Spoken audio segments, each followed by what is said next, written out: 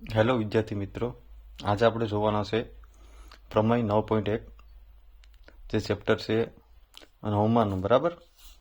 જો પ્રમેયમાં શું કહેવા માંગે કે વર્તુળની સમાન જીવાઓ વર્તુળના કેન્દ્ર આગળ સમાન ખૂણા આંતરે. તો પહેલા આપણે આકૃતિ બનાવીએ.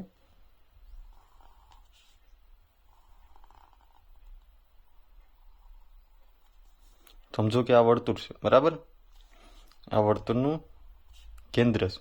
હવે તમને શું કહેવા માંગે કે વર્તુળની સમાન જીવાઓ કે કોઈ પણ બે સમાન જીવાઓ. તો હું બે સમાન જીવા દોરું, આ એક ના બીજી. બરાબર. અને નામ આપી દઉં કે આ એ બી સી ને ડી. કેન્દ્રને આપણે કહી દઈએ ઓ. બરાબર.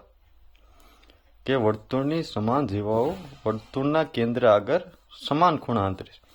હવે જો આને આમ કનેક્ટ કરું, એ થી ઓ થી ડી, એ થી બી ને ઓ થી સી, તો જે આ ખૂણા હશે બંને બનશે એ સમાન, એવું આપણે સાબિત કરવાનું છે.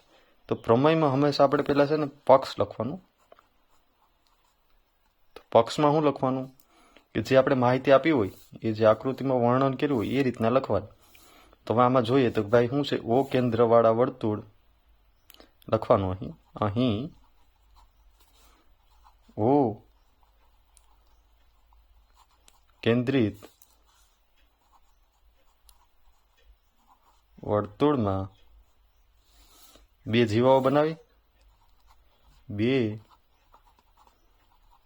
જીવાઓ કઈ કઈ રાખી? એ થી બી, એ બી અને બીજી કઈ છે સીડી. એ શું છે? સમાન આપેલ છે. બરાબર. કીધું ને કે વર્તુળની સમાન જીવો, એટલે આપણે સાબિત કર્યું કે ભાઈ ઓ કેન્દ્રવાળું વર્તુળ છે, એની બે જીવા છે, એ થી બી અને સી થી ડી, એ સમાન આપેલ છે. તો નામ લખી ગયા ને કે ભાઈ એ બી જીવા બરાબર સીડી. રેડી? પક્ષ લખાઈ જાય. પછી લખવાનું સાધ્ય. સાધ્ય એટલે કે આપણે શું સાબિત કરવાનું કીધું છે, તો કે ભાઈ કેન્દ્ર આગળ સમાન ખૂણા આંતરે, કે આ બંને ખૂણા સમાન બને એવું આપણે સાબિત કરવાનું છે. ભાઈ ખૂણો કયો બને? એ ઓ બી. ખૂણો એ ઓ બી કોની બરાબર હોવો જોઈએ? કે ખૂણો સી ઓ ડી ના પ્રમાણ. રેડી? સાધ્ય લખાઈ જાય. સાધ્ય પછી આપણે લખવાની એની સાબિતી. તો સાબિતી લખ્યું હોય તો સાબિત કરવા માટે આપણે પેલા જો આકૃતિમાં જો તો શું ખબર પડે આપણે કે ભાઈ ઓ થી એ છે, આ શું થાય? ત્રિજ્યા થાય. ઓ થી ડી છે, એ બી શું થાય? ત્રિજ્યા થાય. એવી રીતના ઓ થી બી છે, આ એ બી ત્રિજ્યા છે. ઓ થી સી એ શું છે? ત્રિજ્યા છે. ને આ સી થી ડી શું છે? જીવા છે. ને એ થી બી શું છે? જીવા છે. હવે આપણે પક્ષમાં શું કહી ગયેલ છે? ભાઈ એ થી બી જીવા ને સી થી ડી ની જીવા બંને સમાન છે. તો હવે આખા વર્તુળમાં ત્રિજ્યા હોય. બરાબર. આ ચાર ત્રિજ્યા છે ને, ઓ થી બી ની, ઓ થી સી ની, ઓ થી એ ની અને ઓ થી ડી ની, એ બી શું છે? સમાન છે. તો તમે ચેપ્ટર 7માં શીખી ગયા કે જો ત્રણેય બાજુ સરખી હોય તો તેના ખૂણા બી સરખા બને. એવી રીતના આપણે સાબિત કરવાનું છે. તો સાબિત કરવા માટે પહેલા આપણે લખવાનું કે અહીં આ ત્રિકોણનું પહેલા વિચાર. ત્રિકોણ એ ઓ બી, આ થાય ને એ ઓ બી, આ એક ત્રિકોણ. અને બીજો ત્રિકોણ કયો બને? C O D. ત્રિકોણ સી ઓ ડી માટે વિચારતા પછી લખવાનું કે ઓ થી એ શું છે? ત્રિજ્યા છે. એવી રીતના ઓ થી ડી પણ શું છે? ત્રિજ્યા છે. એવી રીતના ઓ થી બી શું છે? ત્રિજ્યા છે. ને ઓ થી સી શું છે? ત્રિજ્યા છે.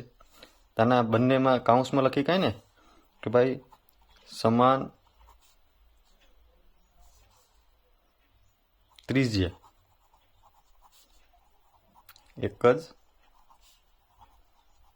વર્તુળની. બરાબર. એક જ વર્તુળની ત્રિજ્યા સમાન હોય એટલે આપણે 1, 2, 3 ને 4 ખૂણા સાબિત કરી દીધા.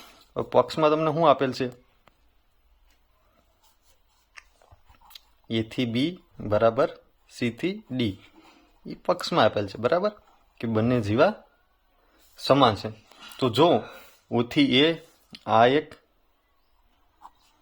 ઓ થી ડી આ એક, એ બંને સમાન છે. એવી રીતના ઓ થી બી આ ને સી થી ઓ થી સી આ બંને સમાન છે. એવી રીતના એ થી બી અને સી થી ડી એ શું છે? જીવા છે. એ તો સમાન આપેલ જ છે આપણે. તો આપણે આમ લખી શકીએ ને કે ભાઈ બા બા બા બા બા બા એટલે ત્રણેય બાજુ સરખી થતી હોય તો ત્રણેયના ખૂણા સરખા થાય. એવી રીતના લખવું હોય તો આપણે કે ભાઈ બા બા બા શરત પરથી રેડી હું લખી કાંઈ કે ભાઈ ત્રિકોણ એ ઓ બી બરાબર અને સમાન છે કોની? ત્રિકોણ સીઓ ડી. મતલબ કે આ બંને ત્રિકોણ છે એ સમાન છે બરાબર.